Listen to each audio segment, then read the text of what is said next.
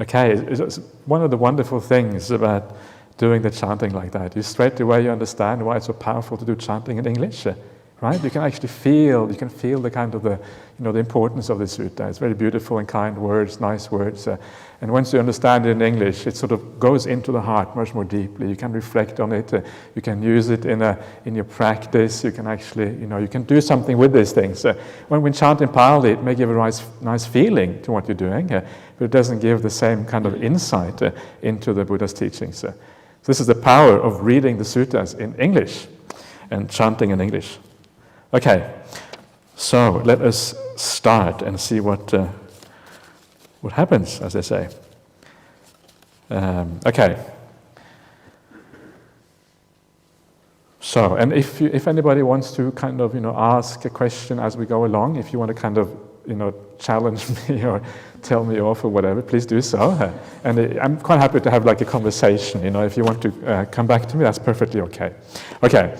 So please explain the difference between right effort and just plain awareness of satipatthana, being aware of the hindrances, but not doing anything about it. Okay, so this is, the way to understand that is to understand the way that the Noble Eightfold Path works. Remember the Noble Eightfold Path, 8 factors, right? And of course the point about these 8 factors is that they are structured. There's a sequence to them. It's not as if they are just 8 random things coming together, but they follow each other in a causal sequence. So once you understand that, then you understand what's happening here. Right effort is the cause for satipatthana, right? The 7th factor is right mindfulness, satipatthana. The 6th one is right effort. So right effort is the cause for satipatthana to arise. So this is the relationship between the two. So, and this is why satipatthana is actually a very deep practice and a very profound one, because really to do that you have to have kind of established right effort, and right effort basically means the abandoning of the defilements, right? So you have to pretty much abandon the defilements, and only then can you really do satipatthana. So a lot of the things that go by the name of satipatthana is not really satipatthana because it isn't profound enough, it isn't deep enough. Satipatthana is a meditation when you sit down and your mind is peaceful, there's no hindrances there, right? And it goes deeper and deeper and deeper until you really bliss out into deep meditation. That's what satipatthana is. So it's actually very profound, satipatthana. It's not something, simple or something you can just do in everyday life and all these kind of things. So what is right effort then? And again, if you remember the way the Noble Eightfold Path works, right view, right intention, then you have the 3 factors of virtue, right, coming after that, the speech, action, and livelihood, and then comes right effort. And this shows you what's happening here. What's happening here is that first of all, you purify the basic things, right, speech and action and livelihood. I say basic, actually that's pretty hard already, but at least it is more basic than what comes afterwards, right? So you start with that. Once that is purified, then right effort comes in. So right effort then is working with the mind. So that is actually purifying the mind directly, not just through your actions and your speech, but directly working on the mind. So that is like, it's things like you want to overcome anger, right? So how do you overcome anger? Well, you practice a bit of metta. Sometimes it's not enough to practice metta. Sometimes you have to use reflection to overcome anger. One of the very interesting suttas that I like to quote is from the Anguttara Nikaya 2. It says there is 2 types of Bala. Bala means power. There's 2 types of powers in the practice of a Buddhist. And one of the powers is a power called patisankhana. It means the power of reflection. And the other one is the power of bhavana, which is the power of development. Now, bhavana is the usual word for meditation, right? And that is defined also as the jhanas and all these kind of things. But the other one, the patisankhana, power of reflection, what is that? Well, that actually is the abandoning of the problems in the mind, abandoning of the defilements. It's very interesting. Abandoning the defilements happens through reflection. And not so much through meditation practice itself. Meditation practice is something very high on the kind of the scale of things. And only towards the very end, does meditation come in. And before that, it's reflection, which is the most powerful thing in overcoming the hindrances and the problems of the mind. So if you want to overcome anger, you have to reflect wisely. You have to know how to perceive the world, how to look at things, right? Why do you get angry? Or why do you get upset? Because you are looking at things in a certain way. You're perceiving something in a certain way. You are seeing the negative in something. You're seeing the bad side of something. So it's a matter of perception. Perception is the problem. So you need to learn to look at things in a different way. And this is the power of reflection, right? And this is what right effort is about. So right effort is learning how to reflect in the right way. Reflect in a way that takes you away from the defilements and takes you towards a pure mind. And then, when that starts to work, and this can take time, right? It depends on the person. Some people come into this world and they already have very pure hearts. People are so varied. Some people have lots of defilements. So those people with more defilements, it will take longer. And those people who have less, it will take less, of course. It all depends on where you're at on the path, but this is basically what you have to do. And then, when the defilements are basically gone, it is only then that you have like a sense of real awareness, right? Awareness can only be there when the defilements are absent, because the defilements are precisely the things that take you out of the present moment. Desire takes you into the future, or perhaps into the past. Anger is exactly the same thing. Defilements always take you out of the present moment. So you can only be fully aware in the present moment when the defilements are gone. So that's how right effort leads to right mindfulness, right? Overcome the defilements, then mindfulness is possible. Then you can actually do these kind of practices. Tanya?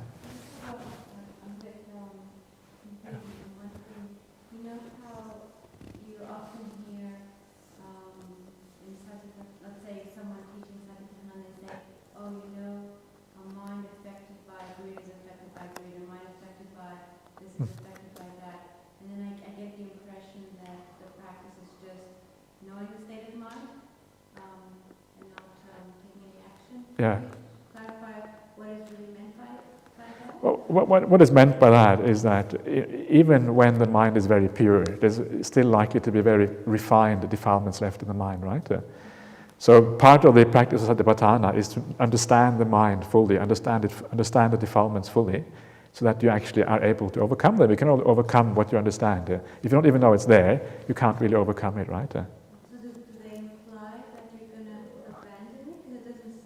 Yeah, that's what it implies, yeah. That's implied by it, but the implication is you have to understand it first.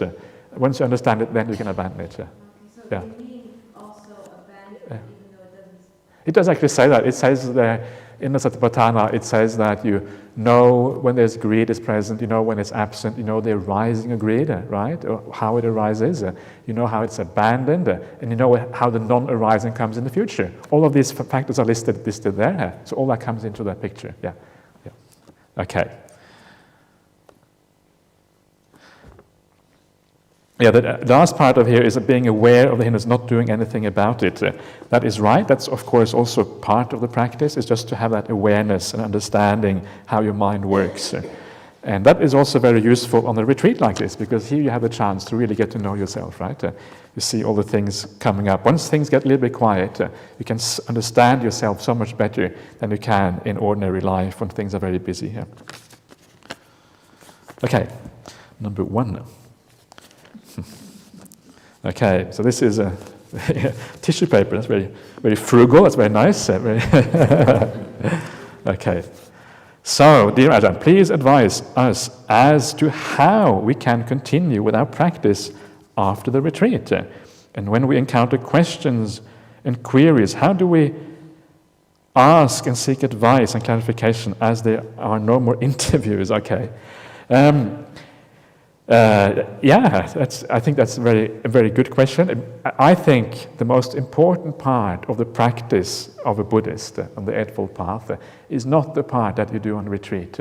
When you come on retreat, it's like you're trying to reap the fruits of the practice that you do in daily life, right? But the most important part is actually how you live your ordinary life. If you live your ordinary life well, then when you come on retreat, you will find it actually works for you. So there is a lot to be done in ordinary practice and ordinary life. The most important thing is just simply to be kind, to be compassionate, to be understanding, right? These are the things that matter. And then to gradually, based on that, to purify yourself. To ask yourself, how can I How can I live a more kind of peaceful life, a more be less upset by what people say around me? There's always going to be somebody who upsets you. How can you avoid that? What can I do to look at things differently? So that gradual purification very often happens in daily life. There's an enormous amount of things you can do in daily life. And then if you want to do a bit of meditation in daily life as well, you can do that. You're often not going to go very deep, but that doesn't really matter. The purpose of meditation in daily life is just to kind of balance yourself, right? You had a long day, you just want to chill out, you want to relax, you want to take it easy. And then when you feel relaxed, when you feel at ease, it's much more easy to be kind to other people when you have that already here. So that is, to me, is the main purpose of meditation in daily life, just to balance yourself, to be ready to live a good life. So please do that and keep on reflecting about the Buddha's teachings. Read maybe a little bit of Buddha's teachings every day, maybe at night or in the morning when it's suitable, because that inspires you, it keeps you going, it reminds you what you're supposed to do, right? It's so easy to forget about these things in daily life. Suddenly, all these other things that we have to do, even in monastic life, sometimes you forget it. You get involved in building projects or whatever.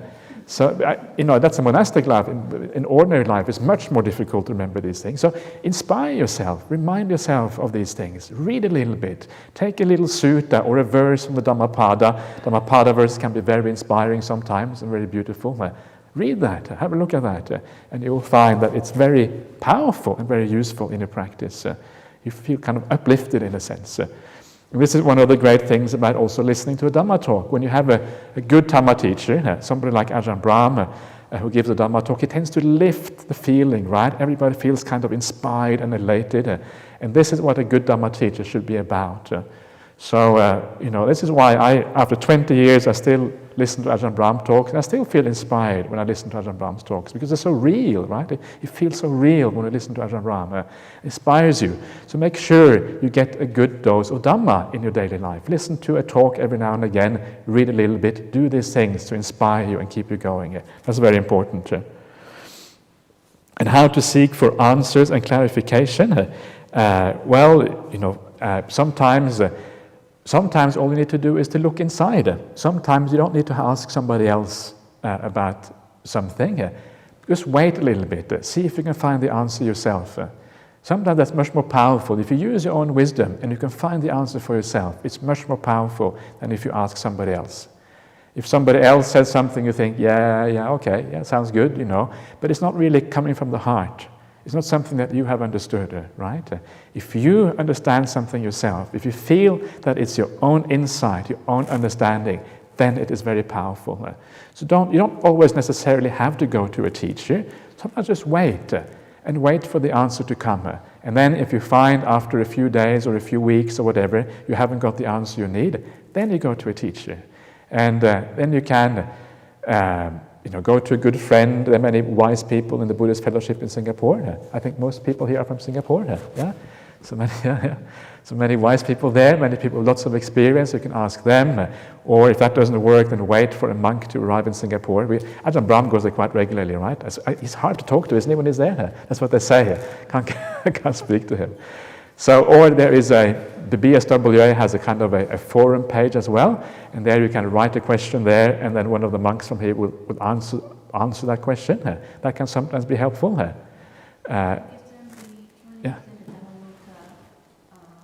The web address. Yeah. Okay. It's just The forum discussion. Okay. Yeah. Good. Yeah. So so you just have to use your wisdom, and you will go a long way with that. Okay. So let's go on. Okay. So what is your view of the book "The Power of Now" by Eckhart Tolle? Okay. I haven't read the book yet. I know about it because people talk about it, but I'm not that interested, to be perfectly honest with you.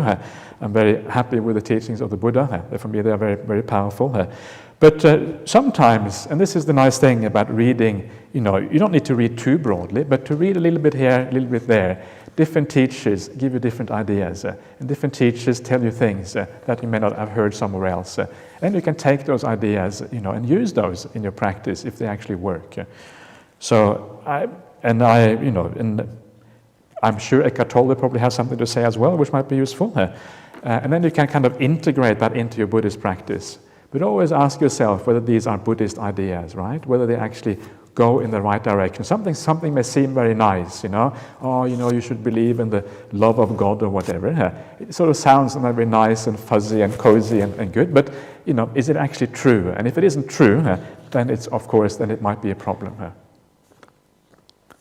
Okay, sorry, I can't really say much about that because I haven't read the book. I don't think Ajahn Brahma has read it either, so you're not going to be very helpful to ask him either here.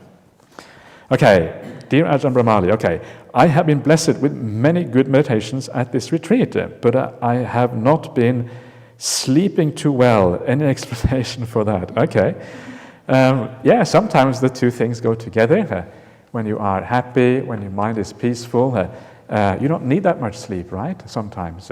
And as long as your meditation is going well, you know that your mind is okay. You have rested enough. If you hadn't rested enough, your meditation wouldn't be going well.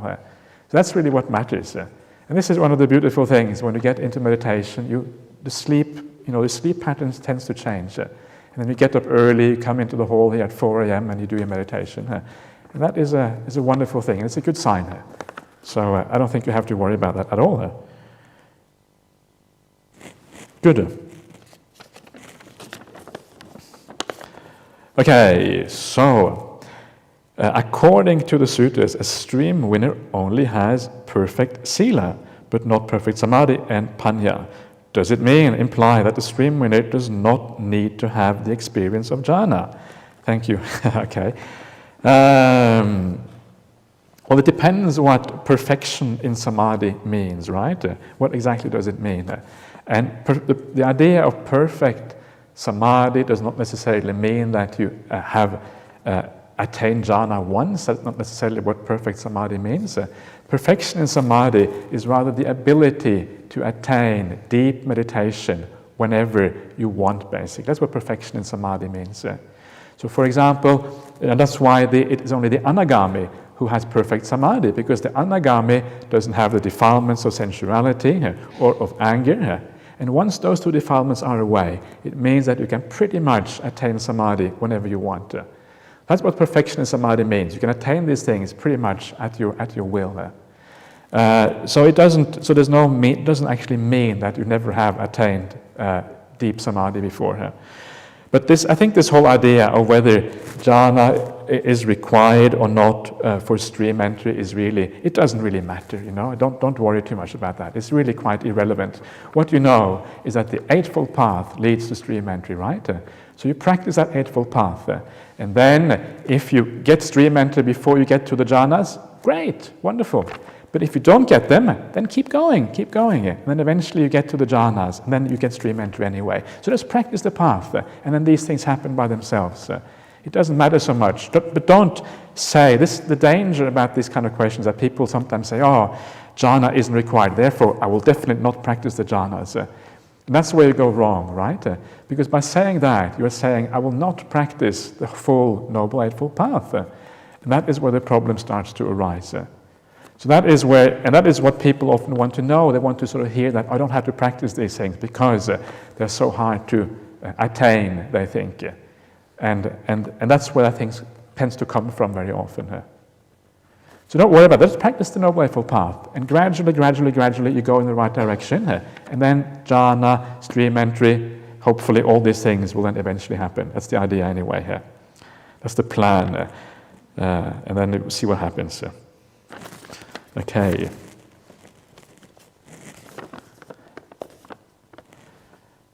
Okay, dear Ajahn Brahmali, it was warm today, so I meditated in my room in shorts. I realized after sitting, that there were partial outlines of my hands on my thighs. What is this due to? This is the picture of the left side of the outline. Okay, after about an hour. Okay, there were fainter outlines after. Okay, so I don't know. I guess were you resting your hands on your thighs presumably, and then you had outlines afterwards. Is that what you mean here, or did it just appear by themselves without any kind of?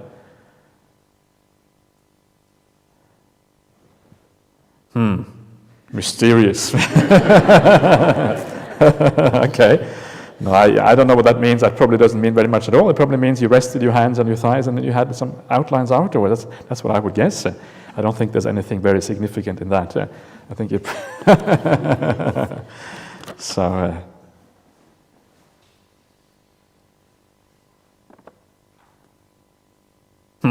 Okay.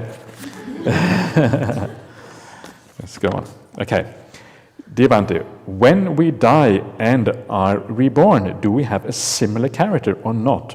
For example, someone who is very selfless in this life, will they be selfless in their next life? Or can it be that they are reborn as a very selfish person? Please elaborate. Okay. Well, the answer to that, remember that what goes on from one life to another one is the mind, right? The mind goes on from one to the other one. So the mind is just like in this life. Now think about how does your mind change over time, right? It changes gradually. Okay, you may become kinder over time, you may become more selfless over time, but it's a very gradual change. And it's exactly the same thing with the mind when you go from one life to another one. The mind goes on, so you take with you all the characteristics you have in this life. You basically take them with you from one life to the next one. And this is why it is so important, right, to develop something.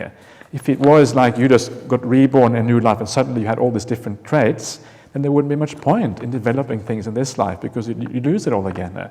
The point, you bring these things with you. And this is one of the most important aspects of the idea of karma, is that you take these character traits with you into the future. And that's why it is so powerful to use this life right now and change yourself, develop yourself. You take that with you into the future, and you can build on that in the future life, if you're lucky, right? And then keep on building. So it's a building job which goes on. Sometimes it can go on from life to life, if you are fortunate enough to encounter Buddhism again in the future. Now, if you get reborn in one of these Muslim countries, it might be more difficult. I think it's very sad when you go to places like Malaysia, and they have these books, and it says Buddhist books for non-Muslims only. And if you're a Muslim, you are basically cut off. You're not allowed to read these books, It's a terrible thing. It's like a kind of a bad karma from the past, which cuts you off from these very good and inspiring teachings. There is one member of the Buddhist Society who has recently emigrated to Perth, and he came from Pakistan. And Pakistan is one of the most fundamentalist, Muslim countries in the world. And he found out one day on the internet that he was a Buddhist. He started listening to Ajahn Brahm's talks and talks by other teachers. And he said, I'm a Buddhist. Why am I, I can't be a Muslim anymore. It was just from the heart, right?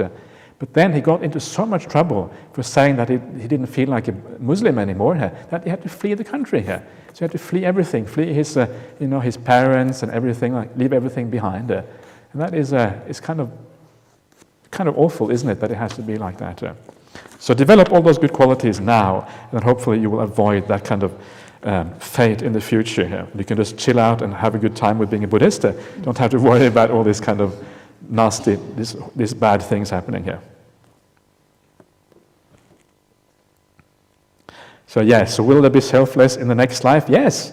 And this is one of the things, I think, one of the kind of inspiring things of generosity which I see are some of the very wealthiest people around the world being very generous. People like Bill Gates and Warren Buffett, some of the very, very wealthiest people. And then towards the end of their life, they create these massive foundations. They put all their money in there. They leave a little bit for the children, but 95% to 98% they put into these foundations, and they give it away. Isn't that wonderful? And so why did these people become wealthy in the first place? Well, probably because generosity is a part of the character that they took with them from a past life, right? It went across. They took it with them. That's what I reckon. This is the most likely thing here. So you build up all these wonderful qualities and you take them into the future.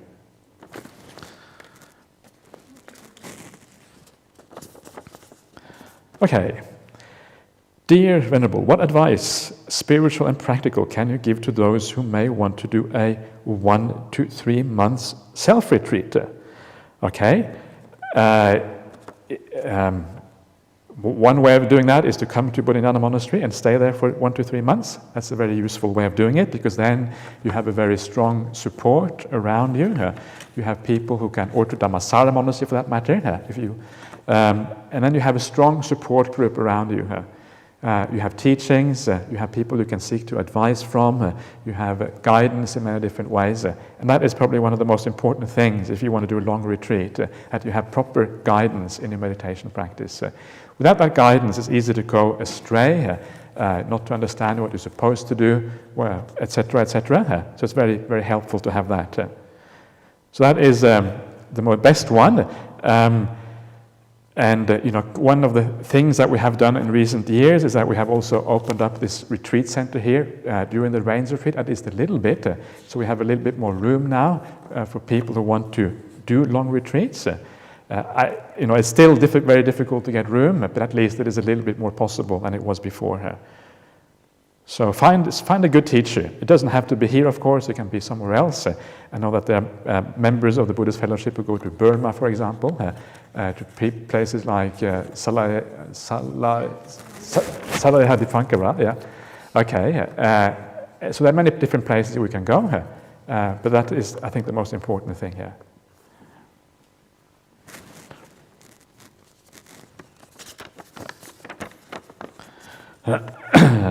Okay.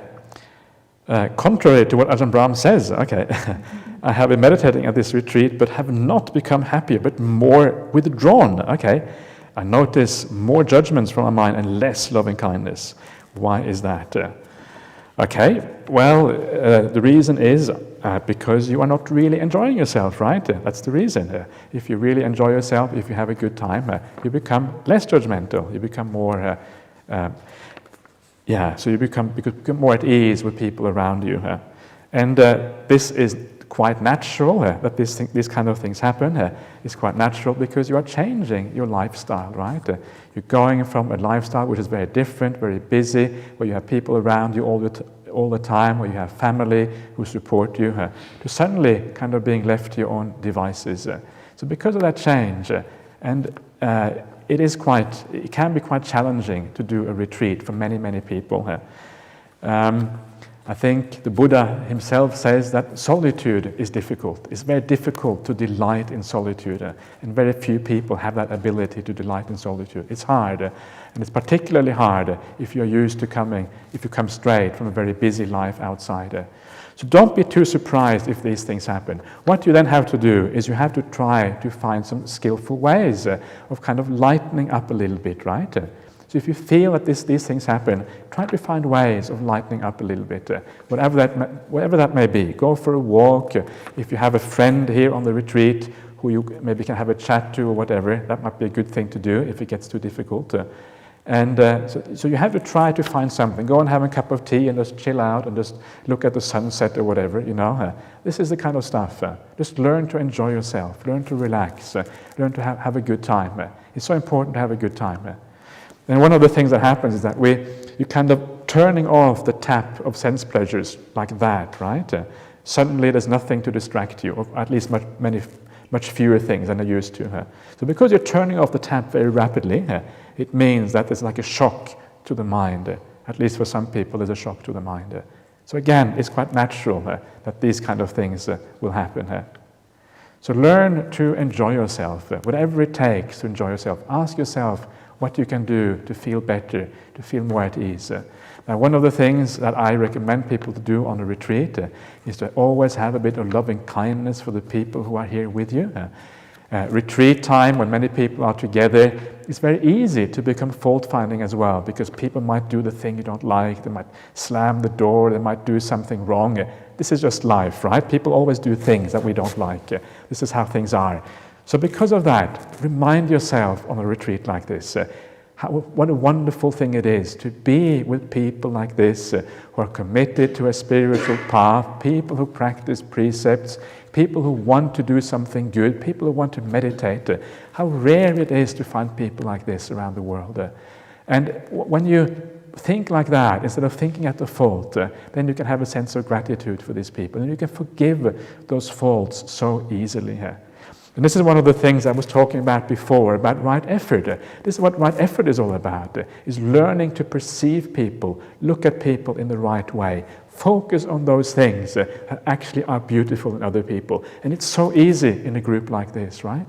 It's so easy because there are so many good qualities here. And even if you don't like a particular person because of a personality clash or whatever, this is another thing that always happens in life, different personalities tend to clash. You can still appreciate the good qualities in that person, even though they might have a personality which doesn't go with yours, right? And you reflect on that, and you can say, yes, this person is so, actually, they're a very beautiful person after all. And this is straight from the discourses of the Buddha. This is how the Buddha taught. He said this is this is from a sutta by Venerable Sariputta, and he says this is exactly what we should be doing. We should, when we have a resentment or negativity to somebody, we should focus on the good qualities in that person. Now, if there really is someone who can't see anything good in her, and sometimes that's the case, right? We may be wrong, it may just be our own kind of ideas, but sometimes it's very hard to find good qualities in somebody. Sometimes it can be. And then you can have compassion, because if somebody really is bad, or whatever you want to call it, if somebody really is bad, if they do a lot of bad things, then they will have to reap the consequences in the future, right? They are sowing the seeds for their own suffering, and they will receive much, much more suffering than you will receive from being in their presence. So think about that. It's like, like seeing somebody walking into the road when the bus is coming, right? And they don't see the bus. What will you do? You will shout, "Hey, watch out! Be careful! Something's going to happen to you." Or you see somebody, doing something stupid, like being in danger of a dangerous animal and not really understanding what they're doing. You help them, right? You give them a hand because you see that they're doing the wrong thing. And it's exactly the same thing with this kind of person. They're walking into suffering, blindfolded, not understanding what they're doing. What is your reaction? It's compassion, right? You have to have kindness to somebody like that. Somebody who doesn't understand what is for their own good and benefit in the future. Then you can have compassion. So this is how you have to learn to think. But like everything, reflecting like this, it's something which takes time. You have to do it again and again. This with all spiritual practice. It has to be repeated, and over time, if you do it again and again, then it starts to become powerful. So sometimes all you need is some very simple things in life, some very simple things to remind you of.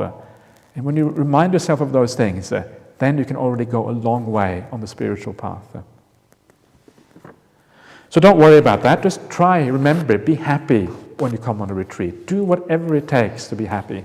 Don't be afraid of that. In fact, the Buddha is one of the most important teachings of the Buddha is precisely that happiness is the most important factor for meditation to work.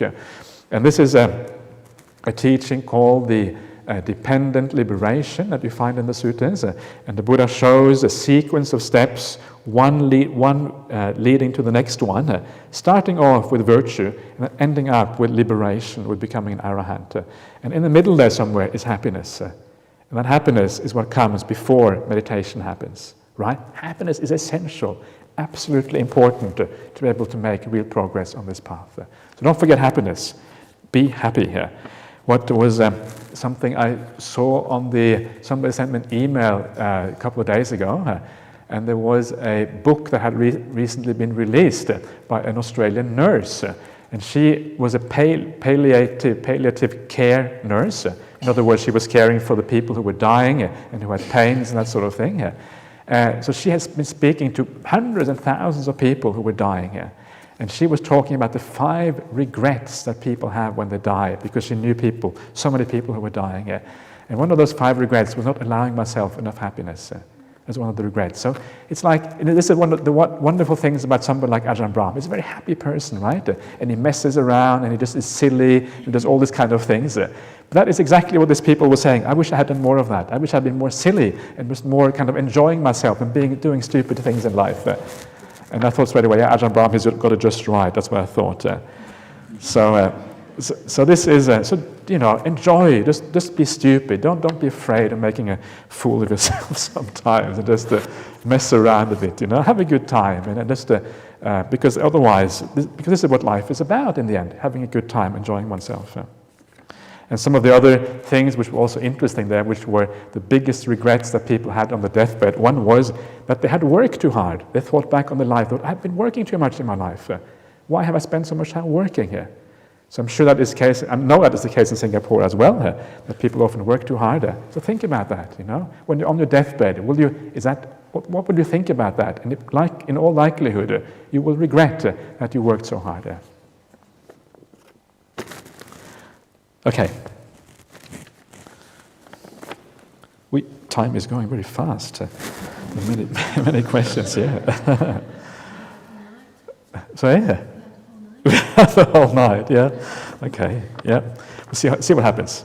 Re-aging, okay. Like meditation, aging is an invitation to let go. Yes, that's a very good way of looking at it, actually. I would agree with that, yeah. Life is a cycle. In that first half, one builds up. In the second half, one winds down. Yeah, okay. So actually the Dhamma, you can keep on building up, the Dhamma practice. That's a good thing about it. So you wind down maybe physically, but you mentally you can still keep building up. Hence older people become the children again in the process. Yeah. While one has no remembrance of strength as a child, when one gets old, one has memories of time when one is stronger, making it challenging to adapt. Yeah, let go, accept, let go, and your fears will lessen. Yeah, yeah, good. That's more like a reflection, isn't it? That's a very nice reflection. So I agree with that, and I think this is one of the reflections that the Buddha recommended us, is the reflection on old age and the reflection on aging. And this is a reflection that he recommended both for lay people and for monastics. And it's very useful because if you have that in your mind already when you're quite young, it means that it doesn't come as such a shock to the system when you become old. You're ready for it in a sense, right? So remember, I will get old. Okay, so I better spend my life wisely or whatever. This idea of remembering these things, that it calms you down a little bit. It makes you more sensible. It gives you more clarity about life when you think in this way. Yeah, that's very nice actually. Aging is an invitation to let go, and I would agree with that. And the more prepared you are for that, the easier it is to let go when you get older. How do you prepare for that? By creating as much goodness and happiness in your life as you can now. This is one of the great benefits of the Buddhist path. It makes you independent. It makes you free of all the things in the world. One of the problems for most people is that we're all tied into this network in the world with people around us, with all these pleasures. And because we are tied into this network, this is called attachments, this network of attachments. When something gets cut off, it's painful. But the spiritual path weakens all those attachments by its very nature. Why? Because when you practice a spiritual path, your sense of contentment and happiness comes from inside of you. Gradually, this is the whole purpose of the spiritual path, is to gradually lift your mind up so you feel more and more content. And when you have that contentment inside, the world outside cannot do so much to you anymore. It doesn't matter so much what other people say to you. It doesn't matter so much, even if somebody close to you dies, it might still be painful, but not as painful as if you hadn't developed your mind.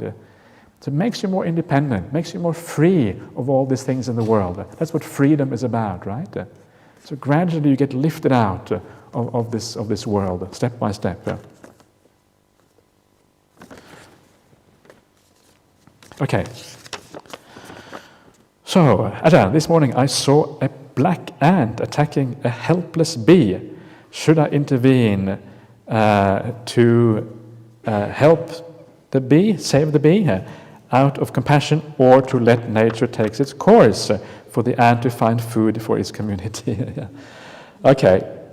I think in that kind of situation, it doesn't matter. You can do either thing might be okay, right? The problem in that sort of situation is sometimes you get upset with that ant. Oh, that ant, you shouldn't be doing that. You're kind of hurting the bee here. But that is also not quite right? Because the ant is just doing its thing here. The ant is doing what it has to do to survive, to get its food, as you say, for its own community here. So it's no point in getting upset with the ant either. And sometimes the bee might be dying anyway. That's usually why it's sitting on the ground. That's why what I have noticed at my kuti, usually a bee, when it's just sitting there on the floor, usually it means that it's on its last legs anyway. So it depends on the situation. Sometimes if it feels right and it feels like the right thing to do, then help the bee here. Other times it might just be right to just let it be here. So just go with your natural feeling. What feels right? And if you feel that there's a bit of kind of anger with that ant, then don't worry about it. That you're coming from the wrong place probably. So know your feelings, know where you're coming from, know what is driving you, what is motivating your actions. But there isn't really any right or wrong in this kind of situation.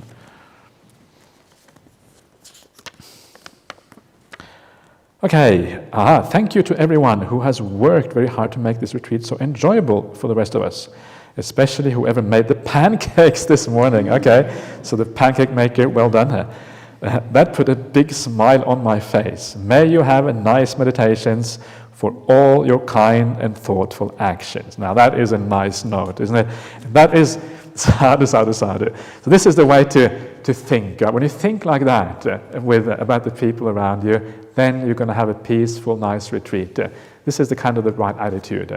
It's a very, very, very good. So well done. Okay, dear Ajahn, what happens to the mind after we die? Okay, this is similar to the previous question, and the mind goes on, right? According to the Buddha's teaching. So it just continues, and of course the idea here is that whatever you have done during your life, one of the things that you often hear about people die is that they have what they call a life review. They reflect on all the things that they have done in their life, and it often comes up when people have near-death experiences. And then in the suttas, sometimes you see the way that the death experience is explained in the suttas. And I think it's a bit metaphorical, but in the sutta, somebody dies, and then they go to this yama. Yama is like the lord of death. I don't think this is literal, this is meant metaphorically. And then the yama asks the person, well, why did you do these things? I mean, you are a grown-up person, you should have known better than doing all these nasty things. Oh, no, I didn't understand, I was, please, have mercy on me. So he becomes worried because he understands that something dangerous is happening. And of course, what yama is doing, basically he's reminding the person of his life. It's like a life review, right? Similar kind of thing here. It's almost like you see that life review also in the suttas, in a sense. And that's what happens when you die. Your life comes back to you. And because your life comes back to you, you judge yourself. And then when you judge yourself, and that is how you then tend to get reborn in accordance with that judgment. What do you feel about yourself? Do you feel that you deserve a happy rebirth? Do you feel that you deserve happiness? Or do you feel that you deserve to be punished? Right? And this is just how the human mind works. And sometimes it's very difficult to forgive ourselves. It is nice, of course, the teachings about forgiveness are so important to learn how to forgive. And if you can do that well, then at the moment of death you can probably also forgive yourself. But it's not easy. And the reason it's not easy is because we have a sense of self. That sense of self is what makes the judgment of us. That judges us, and then it says, you deserve to go this way or that way. As long as we have a sense of self, it's not so easy always to forgive. So the best way then is to avoid all those bad actions in the first place, so that there isn't that much to forgive when the final hour comes. And then when you see your mind and you see what you deserve, then you tend to go in that direction. The other thing that happens is that during a whole life, you actually create your own mental state, right? If you do a lot of good things, your mind is bright, it's light, it's easy. And the light and bright mind tends to go to a light and bright place. Whereas a mind which is very heavy or worried because you've done bad things, a mind which is kind of a little bit dark perhaps, or however you want to look at it, tends maybe then to go down, because it's almost like attracts like, right? Just in this life, if you think about this life, your character tends to get attracted to similar kind of people, right? So you tend to hang out with similar kind of people. It's a similar kind of thing here. You get attracted to those people that are similar to you. It's one of the things the Buddha says in the suttas. He says that all the monks that sort of hang out with Venerable Sariputta, they're all the kind of the wise monks, right? Or they're at least they're interested in wisdom. The ones that are interested in psychic power, they're friends with, or they're disciples of Mahamoggallana. Those who have a lot of learning, they're friends with Ananda, etc., etc. We tend to kind of group according to interest. And that's why this is a wonderful group. Everybody here coming together to meditate, we have a similar interest, and that's how we come together here. So that's a rough idea of how I understand the dying process. So, okay. Dear Ajahn, what happens if a monk grows old or is sick in Bodhinyana? How is he supported? Okay, that's a good question. We already have a few monks who are not who are in reasonably good shape, but who are slowly getting older. We have at least a couple of monks who are over 70 or just over 70 years at Bodhinyana Monastery, and it looks like monks that seem to be able to last a long time. They're very kind of tough characters. They kind of hang in there. So hopefully, I think what we might do is that we would probably allow them to stay wherever they want to stay as long as they can, and then gradually move them closer to the central area so it isn't so far to walk. And eventually, we may have to have like a kind of a place for the old monks when they really kind of fall apart towards the end. So maybe one of the things that we have thought of sometimes is we have the women's block at Bodhinyana Monastery. It's very handy, very convenient, very comfortable. So maybe in the future we have to move one of the old monks in there, perhaps. That is one of the possibilities that we have been thinking of. And now that we have Jhana Grove, and that we have a place for the ladies to stay anyway if they want to come here and practice. So that's kind of the thing. I also heard some rumors that there was a place in Queensland on the east coast of Australia that were actually building some kind of accommodation specifically for old Buddhist monks and Buddhist nuns. So maybe that is also a possibility. Maybe there comes a point when you just can't stay in the monastery anymore and you have to go to that sort of accommodation.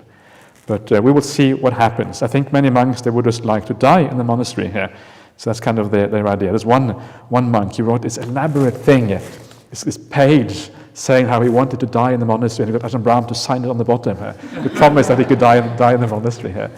So it's quite nice, isn't it? You don't want to go anywhere else. So okay.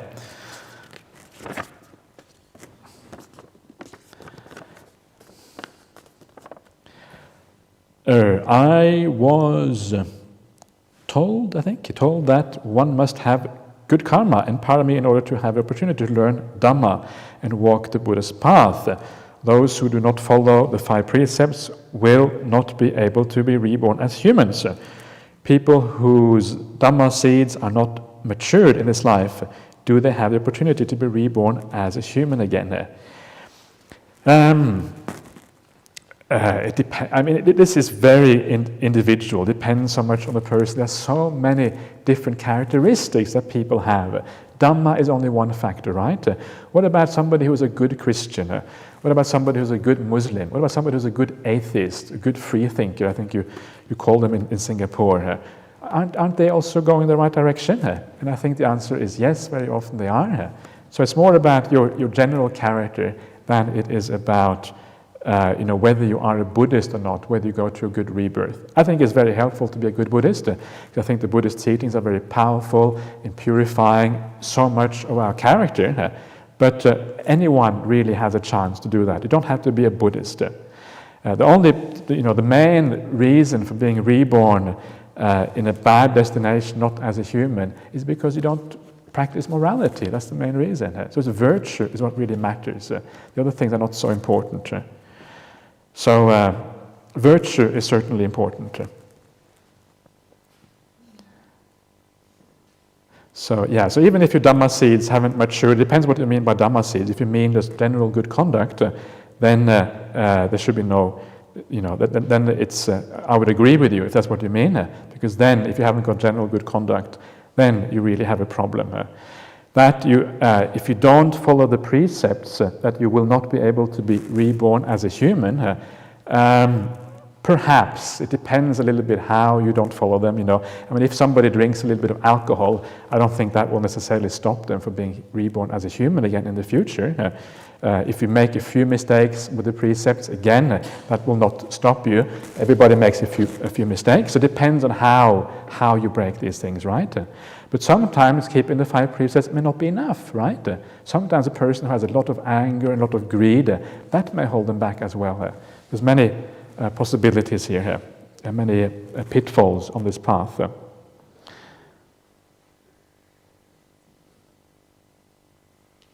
So just keep on practicing, doing the right thing here, and then you will be doing the right, going the right direction. One of the interesting suttas that I remember from the Anguttara Nikaya is where the Buddha talks about learning the suttas and the importance of learning the suttas, or at least understanding Buddhism in a good way. And he says there that if you learn the suttas, or if you understand Buddhism, what Buddha's teaching is really about, then when you get reborn in a future life, you will remember that. It will come back to you, and you will recognize it, right?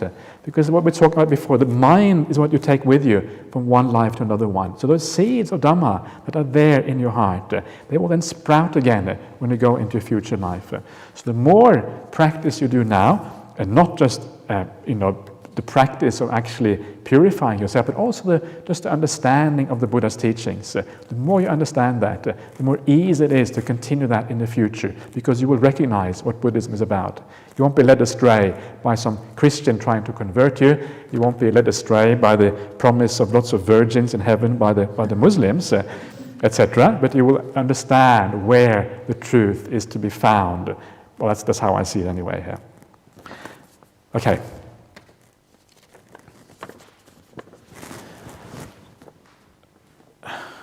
Okay, in many Thai monasteries, monks give away amulets to their supporters or lay followers as a form of protection.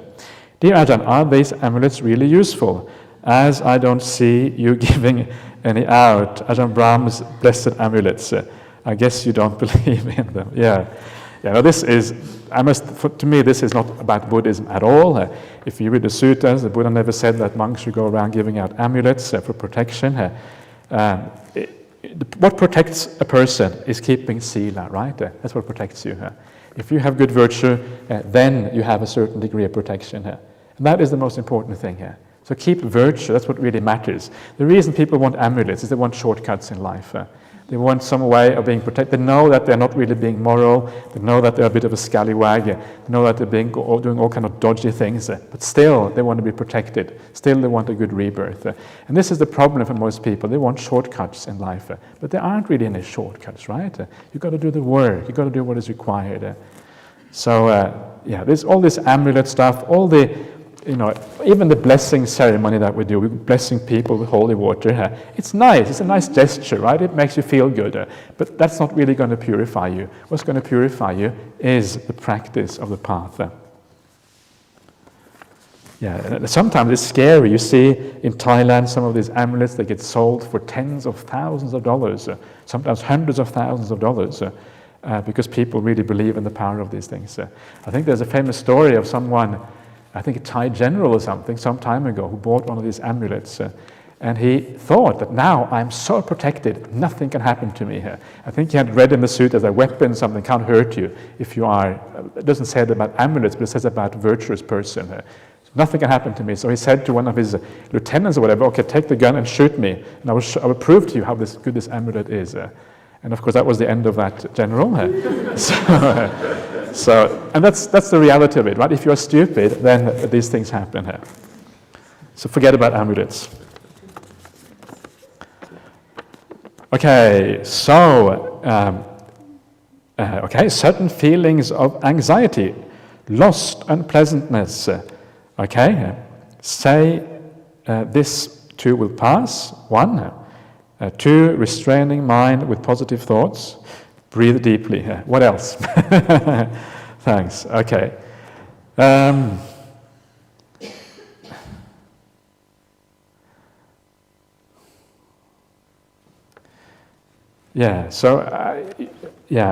don't really. It depends on what these things coming from, right? And what they are.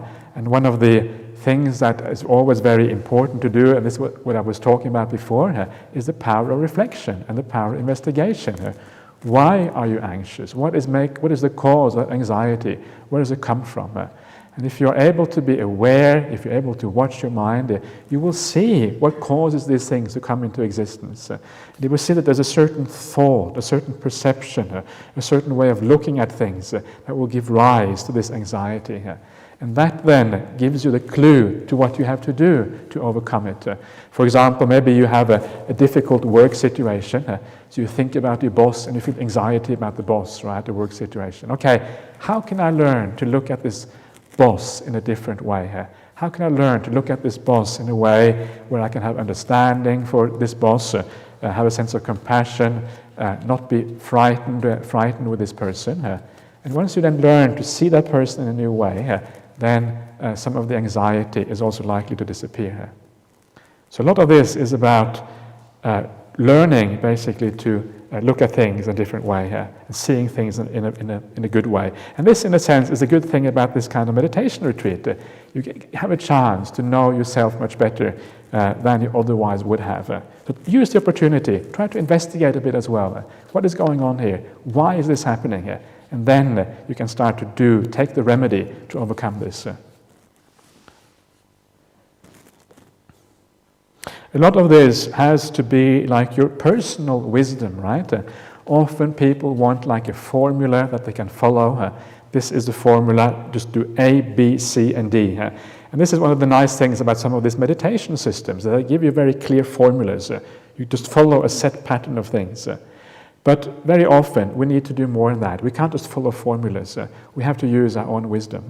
And this is what this is about. So use your own wisdom. It's much more powerful than following formulas. So use your own wisdom. How can I understand myself more deeply? Look into yourself. Try to understand. Then you can do something very useful. And it's not that difficult. It's not like a very difficult art. It's just to be clear about what's going on. Understanding cause and effect. Once you understand cause and effect, you can do something with the cause, and the effect will gradually disappear. You get angry because you're seeing the bad. Okay, how can I see the good? You get desire because you're seeing the beautiful in something. Okay, let me see if I can reduce this particular desire, which is maybe not a very useful desire. Okay. So, can you explain the simile of the box that offs itself off and how this relates to meditation and enlightenment? Okay, this is really a question for Ajahn Brahm, isn't it? This is Ajahn Brahm's favorite box. So what you're talking about is the box. There's a box we have in the monastery, and it's a square box, and there's one switch on this box, right? That's all there is. Anybody who hasn't heard about this box before? Everybody heard about this box? No, you haven't? Okay, there's a few people who haven't heard about this box. Square, completely square box. It has one switch on the side. That's all it has. So what it does, so when you turn the switch, there's a lid that comes up, and the hand comes out of the box.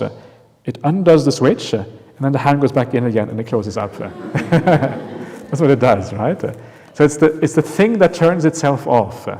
So the idea is that this is a metaphor or a simile for what enlightenment is. Enlightenment is about turning ourselves off. That's basically what it's about.